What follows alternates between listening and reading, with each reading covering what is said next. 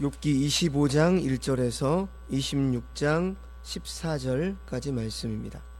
오늘의 본문은 욥과 세 친구의 대화의 마지막 부분입니다. 25장은 수앗 사람 빌닷의 말을, 26장은 그에 대한 욥의 답변에 대해서 기록하고 있습니다. 26장으로 욥과 욥의 친구들의 이야기는 욥기에서 마침표를 찍습니다. 먼저 오늘 25장을 보면 총 6절로 되어 있는데, 빌닷은 마지막으로 자신의 주장을 짧게 말합니다. 그런데 이 내용을 자세히 보시면 욥을 악하다고 혹독하게 정죄하는 내용은 없고 원론적인 얘기만 하죠. 자, 이것은 욥의 반론 앞에서 세 친구의 주장이 점점 힘을 잃었음을 시사해 줍니다. 더 이상 반론할 수 없는 내용을 전개할 수 없음을 의미하죠. 그리고 이후에 소발의 얘기는 더 이상 나오지도 않죠. 소발은 세 번째 대화에 등장하지도 않습니다. 이런 것들을 봤을 때 욥의 세 친구들의 주장이 점점 약해졌음을 욥기는 보여주죠. 처음에는 굉장히 길게 말하다가 점점 분량이 적어집니다. 그리고 마침내 이 세 번째 변론의 부분에서는 소발은 등장도 하지 않죠. 그러니까 세 친구들이 아무리 얘기를 해도 욥의 태도에는 변화도 없고 자신들이 말할 수 있는 그 인과응보는 뭐 한계가 있는 거죠. 그러다 보니까 점점 할 말을 잃어버리게 되는 그런 모습을 우리가 욥기를 통해서 확인을 할 수 있습니다. 자, 먼저 2절과 3절 25장 말씀을 보시면 빌닷은 2절에 하나님의 주권과 위엄을 말하고 있고요, 3절에 하나님은 모든 것을 다스리실 수 있는 능력을 가지고 계심을 말씀하고 있죠. 하나님은 주권과 위엄을 가지셨고 높은 곳에서 화평을 베푸시느니라. 그의 군대를 어찌 계수할 수 있으랴. 그가 비추는 광명을 받지 않은 자가 누구냐, 이렇게 말을 하는데, 주권과 위엄을 가지신 하나님은 인간을 다스리시는 분이시고 그 하나님은 인간과 완전히 다른 무한한 질적 차이가 있는 분이시죠. 그렇기 때문에 하나님께서 거느리시는 군대를 헤아릴 수 없다, 이렇게 말을 합니다. 빌닷의 말은 하나님은 이처럼 전지전능하시고 무궁하신 분이시기 때문에 그분 앞에서 자신의 무죄함, 자신의 의로움을 주장하는 욥의 말은 어불성설이다, 말이 되지 않는다, 이렇게 말하고 있는 거죠. 그러면서 4절에서 6절을 통해서 이렇게 말합니다. 그런즉 하나님 앞에서 사람이 어찌 의롭다 하며 여자에게서 난 자가 어찌 깨끗하다 하랴. 보라, 그의 눈에는 달이라도 빛을 발하지 못하고 별도 빛나지 못하거든 하물며 구더기 같은 사람, 벌레 같은 인생이랴, 이렇게 말하죠. 하나님의 의로우심 앞에 인간은 한마디로 보잘것없는 존재다, 이렇게 말을 하고 있죠. 여자에게서 난 자는 깨끗하지 않다, 이렇게 말합니다.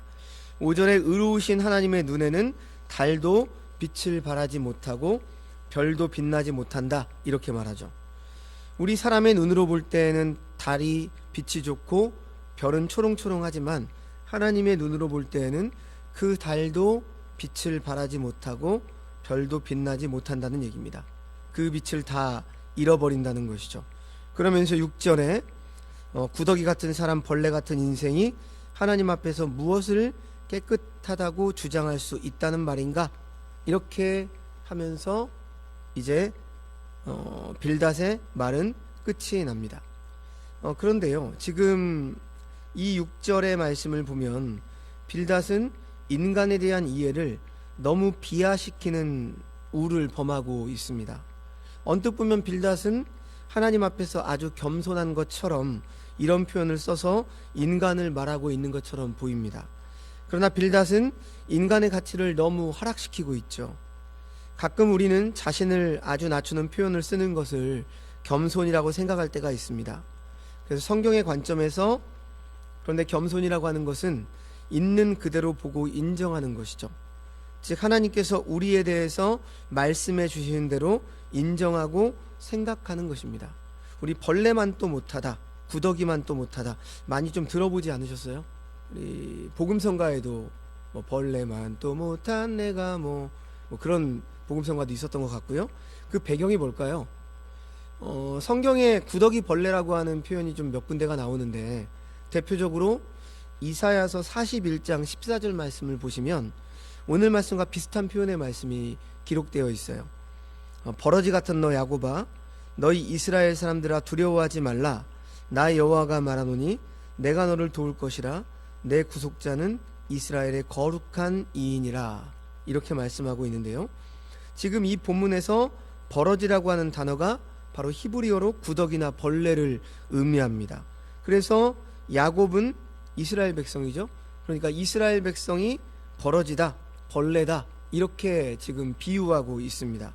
자, 그런데 우리가 성경을 문맥을 잘 봐야 되겠죠. 여기에서 이렇게 지금 이스라엘을 구더기, 벌레로 표현하는 이유가 있습니다. 그것은 이스라엘 백성들이 지금 포로기 시대, 나중에 바벨론 포로기 시대에 겪을 상황을 지금 구더기, 벌레로 묘사하고 있는 거예요. 그러니까 이방 나라에 포로로 끌려가서 사람 취급을 받지 못하고 벌레같이 하찮게 여겨질 것을 의미하고 있는 표현이죠. 그래서 시편 기자는 바벨론에게 벌레 취급을 받던 이스라엘 백성들에게 하나님께서 도와주실 것이고 구원해 주실 것이라는 희망의 메시지를 전하고 있는 그러한 문맥 가운데 지금 구더기, 벌레의 표현이 나온 겁니다. 자, 그런데 오늘 욥기 본문에서 빌닷이 인간을 구더기 같고 벌레 같다고 하는 이유는 무엇 때문이죠? 사실 이 표현은 뭐 그렇게 틀린 표현은 아니죠. 죄로 인해 타락한 우리는 사실 하나님 앞에서 벌레만도 못한 인생인 건 맞아요. 하지만 지금 빌닷이 지금 이 상황에서 이렇게 말하고 있는 이유가 있습니다. 왜냐하면 지금 욥을 겨냥해서 하고 있는 말이거든요. 욥이 똑똑하고 잘나고 건강하고 부유할 때에는 감히 그런 말을 하지 못했었습니다. 왜냐하면 그들의 인생 가치관이 어떻다고 말씀드렸죠? 인과응보적인 가치관이고 결과론적이고 현세적인 가치관을 가지고 있기 때문이죠. 그래서 지금 여기서 잘 나가고 소위 건강하고 부유하다면 그것은 하나님께서 그에게 복을 주셨기 때문에 그런 사람은 구더기 벌레라고 말을 못하죠. 하지만 지금 욥이 망하자 욥을 빗대어서 벌레다, 구더기 같은 우리 인생이다, 이렇게 말하고 있는 것입니다. 자, 빌닷의 이런 태도는 종교적으로 치장된 잘못된 생각이죠. 하나님은 우리를 결코 벌레로 생각하지 않으십니다. 이런 태도는 겸손도 아니고 자학이죠. 그리고 하나님의 능력 찬양이 아니고 하나님의 능력을 불신하는 것입니다. 사람이 타락 이후에 전적으로 부패한 것은 사실입니다. 그러나 그 이전에 하나님의 형상대로 지음을 받은 존재가 사람임을 알아야 됩니다. 시편 8편에서는 그래서 천사보다 조금 못하게 하셨다, 사람에 대해서 그렇게 표현을 하죠. 하나님께서 만물을 창조하시고 이 만물을 다스리는 존재로 사람을 지으셨다, 이렇게 말씀합니다. 벌레와 구더기와 비교도 할 수 없는 존재죠. 사람은 사람이기 때문에 심각한 문제가 있는 것이 아니라 바로 죄로 인해 타락했기 때문에 심각한 문제가 있는 겁니다. 우리가 예수 그리스도를 믿고 하나님의 자녀가 된 이후에는 비록 여전히 인생을 살면서 죄를 범하고 부족한 모습의 투성이지만 그럼에도 불구하고 우리 자신은 하나님께서 사랑하신 존재고 하나님의 자녀라고 하는 인식을 절대 잊지 않는 것입니다. 그래서 우리는 거룩한 하나님의 백성임을, 하나님 나라의 시민임을 깨닫고 고백하죠. 하나님께서 우리를 가치 있고 귀한 존재로, 보배로운 존재로 여겨주신 것입니다. 우리는 이러한 인식을 가지고 살아야 하는 것이죠. 자, 지금까지 욥의 세 친구들은 그동안 욥을 설득하기 위해서 욥으로 하여금 큰 죄가 있음을 인정하고 하나님 앞에서 회개하도록 하기 위해서 하나님에 대하여 많은 것을 얘기했습니다. 마치 자신들이 하나님을 잘 알고 있는 것처럼 말을 했지만 시간이 갈수록 대화가 많이 진행될수록 드러나는 것은 하나님에 대해서 너무 좁은 생각을 가지고 있고 하나님을 아는 지식이 바르지 않다는 사실입니다. 새 친구의 하나님을 아는 지식은, 그리고 하나님의 섭리를 아는 지식은 깊이가 없고 풍성하지도 못했습니다. 그들은 자신 안에 즉 자신들의 경험 안에 갇혀 있었고 하나님의 무한한 섭리의 세계에 대하여 문을 닫아놓고 있었죠. 그렇기 때문에 하나님에 대해서 말을 하고 있지만 그 하나님을 아는 지식이 욥을 설득시키지 못했습니다.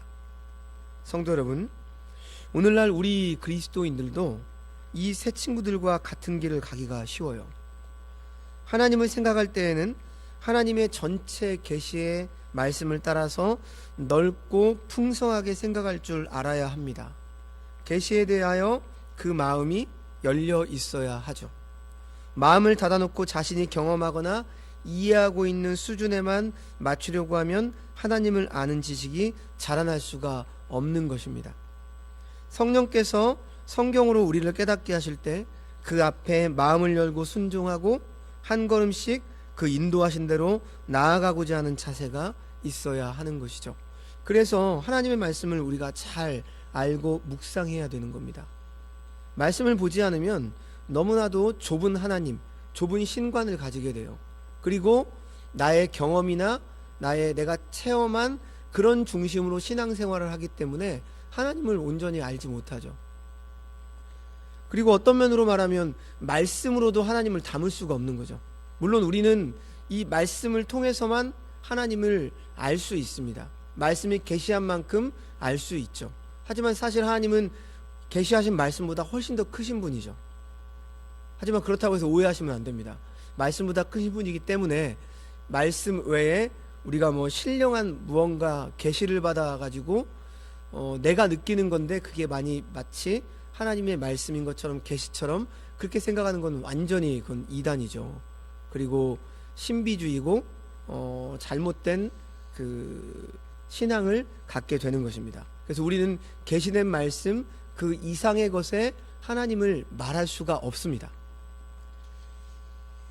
자, 우리는 일평생 다해도 이 말씀을 다 깨닫지 못해요. 뭐 저에게도 성경 전권 주석이 있고 그리고 설교를 할 때마다 뭐 많은 주석을 참고하지만 이 주석이 하나님의 말씀을 다 온전히 풀어낼 수 있을까요? 그럴 수 없습니다. 다 깨닫지 못하죠. 이 말은 다른 말로 표현을 하면 우리가 이 땅에서 사는 일평생 동안 하나님께서는 늘 말씀을 통해서 우리를 깨닫게 해주신다는 것이죠. 이제 됐어, 이 정도는 없어요. 우리는 주님 품에 안기기 전까지 늘 말씀을 묵상하고 사모하며 하나님께서 주시는 말씀의 깨달음을 얻어야 됩니다. 그렇기 때문에 평생 동안 성경 말씀을 전체적으로 바르게 이해하고 묵상하는 가운데 스스로가 하나님을 아는 지식이 편협되지 않은지 살펴야 합니다. 그렇지 않으면 하나님을 말한다고 하면서 오히려 하나님을 바르게 말하지 못할 수가 있습니다. 그래서 우리 교회에 출석하시는 성도님들은 꼭 성경 공부를 하십시오. 그리고 지금 새벽 설교를 듣는 분들 중에 성경 공부를 하지 않으시는 분이 있으면 하십시오. 80이 넘으신 집사님도 하십니다. 예, 충분히 하실 수 있거든요. 그리고 이제 1월 달부터는 새가족반이 시작되거든요. 8주 정도 성경 공부를 하고 그 다음 3월부터 양육반 제자반이 시작됩니다. 해마다 하고 있는 성경 공부 꼭 하십시오. 예, 망설이지 마시고 반드시 하셔야 됩니다. 여러분들이 잘못 알고 있어서 성경에 대한 이해가 바로 교정이 되어지고 말씀이 잘 들려지게 되는 거죠. 말씀을 보지 않고 어떻게 하나님을 알아요? 물론 새벽에 나오셔서 이렇게 말씀을 들으면서 우리가 성장하고 성숙해 가지만 하지만 한계가 있어요. 성경을 전문적으로 그리고 어떤 주제나 꼭 다뤄야 될 내용에 대해서는 정립을 하셔야 된단 말이죠. 그러지 않으면 이렇게 지금 욥의 세 친구들처럼 하나님을 잘못 말할 수 있어요. 그리고 내가 아는 아주 좁은 하나님에 대해서 내 주변에게 말을 해서 그게 위로를 한답시고 말을 하지만 그 사람에게 상처를 줄 수 있단 말입니다. 꼭 성경 공부하시기 바랍니다. 자, 이제 계속해서 26장을 보십시오. 빌닷의 말에 대한 욥의 대답이 기록되어 있습니다. 크게 두 단락으로 나눌 수 있는데요. 1절에서 4절까지 말씀은 욥이 빌닷의 잘못을 지적하고 있고요. 5절에서 14절까지 말씀을 보시면 하나님의 측량할 수 없는 능력과 섭리에 대해서 말을 하고 있습니다. 자, 먼저 1, 2절을 보십시오. 욥이 대답하여 이르되 내가 힘없는 자를 참 잘도 도와주는구나. 기력 없는 팔을 참 잘도 구원하여 주는구나. 이렇게 말씀을 합니다. 반어법이죠. 빌닷, 네가 그렇게 말하는 것이 나를 힘이 빠진 상태에 있는 나를 도와주는 것 같고 내 팔을 잡고서 나를 세워주는 것 같지? 어린 반푼어치도 없는 소리 하지 마. 이런 뜻입니다. 욥도 좀 화가 났나 봐요. 욥의 말은 계속 이어집니다. 3절 4절입니다. 지혜 없는 자를 참 잘도 가르치는구나. 큰 지식을 참 잘도 자랑하는구나. 네가 누구를 향하여 말하느냐? 누구의 정신이 내게서 왔느냐? 역시 반어법입니다. 욥은 빌닷이 다른 사람에게 지혜를 가르칠 만한 자격이 있는 것인지 또 지식을 내세울 만한 근거가 있는 것인지 되묻고 있습니다. 네가 정말 가르칠 수 있어? 이런 거죠. 나아가 욥은 그러한 빌닷의 발언이 누구로부터 영감을 받은 것인지를 되물음으로 말문을 닫게 해버렸습니다. 앞에 25장에서 빌닷이 하나님의 주권과 위엄에 대해서 말을 했지만 계속되는 5절에서 마지막 이제 14절까지의 말씀을 통해서 욥은 빌닷이 말한 그 하나님보다 더 깊고 더 높은 하나님에 대해서 말을 합니다. 자, 5절에서 8절 말씀 보십시오. 죽은 자의 영들이 물밑에서 떨며 물에서 사는 것들도 그러하도다. 하나님 앞에서는 스올도 벗은 몸으로 드러나며 멸망도 가림이 없습니다. 그는 북쪽을 허공에 펴시며 땅을 아무것도 없는 곳에 매다시며 물을 빽빽한 구름에 싸시나 그 밑에 구름이 찢어지지 아니하느니라. 빌닷이 지금 이해하고 있었던 하나님의 주권과 위엄은 높은 곳과 광명, 즉 하늘에 대해서만 말을 했습니다. 하지만 욥은 어떻게 말을 합니까? 그 넓이가 물밑과 스올에서부터 허공, 즉 광활한 우주 공간에까지 미친다, 이렇게 말을 하고 있습니다. 그래서 지금 이 본문을 보시면요, 그 11절인가요? 그 말씀을 보시면 이제 7절이죠. 7절에서 하나님께서 이 북쪽의 하늘을 허공에 펼쳐 놓으시고 땅을 빈 곳에 매달아 놓으셨다. 이 표현을 그 창조과학자들은요, 그 좀 문자적으로 해석을 합니다. 그래서 북쪽 하늘을 허공, 이 허공을 우주라고 표현을 하고 있고 땅덩이, 땅을 지구라고 표현을 해요. 그래서 이 표현으로 하면 우주의 광활함과 천동설, 지구를 중심으로 해와 달이 돈다, 이것이 아니라 지동설, 즉 태양을 중심으로 지구와 달이 돈다, 이것을 주장하는 근거 본문으로 삼습니다. 지동설은 뭐 우리가 아는 것처럼 16세기에 와서야 갈릴레오 갈릴레이를 비롯한 여러 사람들이 주장한 거죠. 그 전까지 성경의 그 우주관은 이 땅을 중심으로 있으니까 천동설의 어떤 입장이거든요.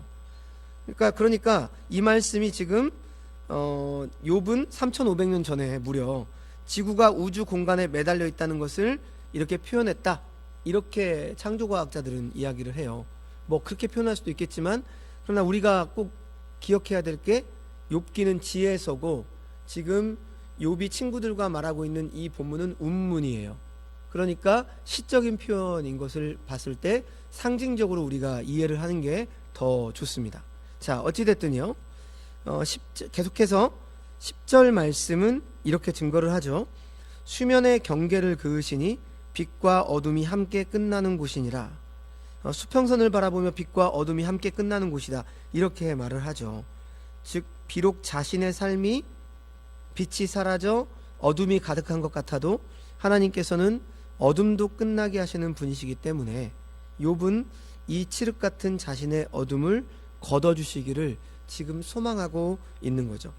그리고 11절에서 하나님께서 한번 꾸짖으면 지축이 흔들리는 것은 물론 하늘의 기둥도 흔들린다, 이렇게 표현을 하고 12절과 13절에서 욥은 하나님의 꾸짖으심은 바다도 잔잔하게 하실 수 있고 악의 세력을 대표하는 라합과 뱀도, 라합은 뭐 바다 괴물을 뜻하고 뱀은 리워야단, 이렇게 표현을 하죠. 그러니까 이런 것들도 물리치고 하늘도 맑게 개게 하실 수 있다, 이렇게 말을 합니다. 자, 그래서 지금까지의 욥의 말을 요약을 하면 이런 표현으로 말할 수 있죠. 여복의 빌닷, 하나님께서 온 우주의 일들을 주관하시고 모든 것이 하나님의 다스림 속에 있다네. 하나님의 행하심 밖에 있는 것은 아무것도 없다네. 이렇게 말하고 있는 것입니다. 그리고 오늘 본문은 14절에 이렇게 마무리가 되죠. 보라, 이런 것들은 그의 행사의 단편일 뿐이다. 우리가 그에게 들은 것도 속삭이는 소리일 뿐이니 그의 큰 능력의 우레소리를 누가 능히 헤아리랴. 이렇게 말씀을 하고 있습니다. 욥은 지금까지 하나님이 깊고 높으심, 지하 세계에서 우주까지 이 땅을 우주에 메워다심과 만물을 다스림까지 말했습니다. 그 모든 것이 하나님의 행하심의 단편이다. 이렇게 표현을 합니다. 또한 하나님께서는 큰 권능의 우레소리를 갖고 계시지만 우리가 듣고 있는 것은 속삭임 정도다. 이렇게 표현을 하고 있는 거죠.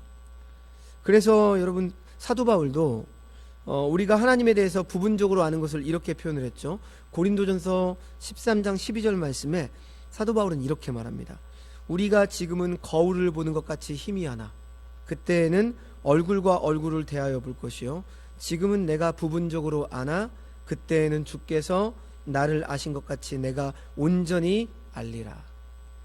우리가 지금 하나님을 아는 것이 희미하게만 보이는 구리거울로 얼음 조각을 보는 것 같을지라도 그때에는 빙산보다도 더 큰 주님을 뵙게 될 것이고 지금은 주님을 아는 것이 미미하기 짝이 없지만 그래서 우리 인생에 일어나는 이러한 갑자기 일어나는 슬픔과 고난과 이런 어려움을 우리가 감당하기가 너무나 힘들어서 정말 하나님 앞에 욥처럼 울부짖으며 그렇게 기도할 때가 있지만 그때에는 즉 하나님을 직접 배우는 그날에는 우주보다 더 크신 주님을 알게 될 것이다.